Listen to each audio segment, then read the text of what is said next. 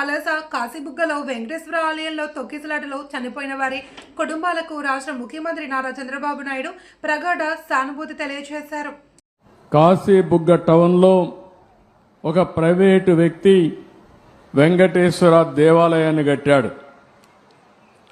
అక్కడి నుంచి కార్తీక మాసం ఈరోజు చాలామంది అక్కడ దర్శనానికి వెళ్ళిపోయారు. కనీసం ఆయన చేసినప్పుడు పోలీసుకు కూడా చెప్పలేదు. చెప్పుంటే పోలీస్ ప్రొటెక్షన్ పెట్టి ఎక్కడికక్కడ కంట్రోల్ చేసేవారం. అది చేయని దానివల్ల 9 మంది తొక్కిడికి గురయ్యి చనిపోయే పరిస్థితికి వచ్చారు. 5 మందికి ఇంజరీస్ కూడా అయినాయి. ఇది చాలా బాధాకరం. నేను ప్రతి ఒక్క ప్రాణాన్ని కాపాడుకోవాలని అనేక ప్రయత్నాలు చేస్తూ ఉంటే కొంతమంది ప్రైవేటు వ్యక్తులు ఇలాంటి కార్యక్రమాలు చేయడం చాలా బాధాకరం. దీన్ని నేను చాలా తీవ్రంగా ఖండిస్తున్నా. రాష్ట్రంలో అందరికి కూడా విజ్ఞప్తి చేస్తున్నా, మన ప్రాణం చాలా ముఖ్యం.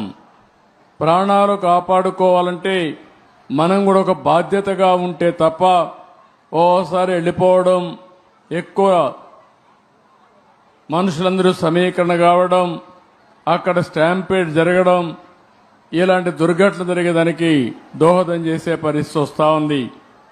ఏదేమైనా మనం గుర్తుపెట్టుకోవాల్సింది, అమాయకులు చనిపోయారు. నేను చాలా బాధపడుతున్నా. అందుకని ఈ దుర్ఘటన పట్ల చాలా సీరియస్గా తీసుకుంటూ ఎవరైతే దానికి కారకులో వాళ్ళందరినీ కూడా ఇమ్మీడియట్గా కస్టడీలో తీసుకుని పూర్తి విచారణ చేసి తర్వాత ఏం చేయాలో తదుపరి చర్యలు చేపడతాం. ఇలాంటి సంఘటనలు ఈ రాష్ట్రంలో జరగడానికి వీలు లేదు. అందుకే ఒక పక్క దాన్ని చేస్తూనే అమాయకులు చనిపోయారు. 9 మంది ప్రాణాలు కోల్పోయారు. ఆ 9 మంది ప్రాణాలు కోల్పోయిందని నేను చాలా బాధపడుతున్నా. ఏ ఒక్క వ్యక్తి చనిపోకూడదనేది నా భావన. ప్రాణం విలువైనది. అలాంటి ప్రాణాలు పోగొట్టుకున్నప్పుడు మనం కూడా బాధ్యతనే ఇది చేయాల్సిన అవసరం ఉంటుంది.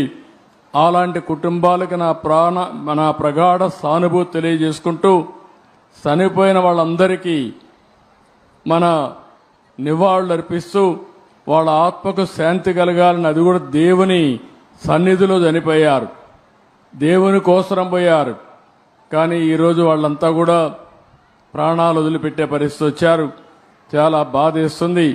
ఏదేమైనా మనం అందరం నిమిత్త మాత్రం. ఓసారి సంఘటనలు జరుగుతాయి. జరగకూడదని ఎన్ని ప్రయత్నాలు చేసినా కొన్ని సంఘటనలు జరుగుతున్నాయి. నేను ఆ విషయాలను కూడా మీతో మళ్లీ మాట్లాడతాను. కాశీబుగ్గలో జరిగిన సంఘటన పట్ల దిగ్భ్రాంతిని వ్యక్తం చేస్తూ చనిపోయిన వారి పట్ల నా ప్రగాఢ సానుభూతి తెలియజేసుకుంటూ వారికి ఆత్మశాంతి కలగాలని భగవంతుని మనస్ఫూర్తిగా ప్రార్థిస్తూ ఈ కుండ అందరూ కూడా లేచి 2 నిమిషాలు మౌనం పాటించాల్సిందిగా మిమ్మల్ని అందరినీ కోరుతున్నా.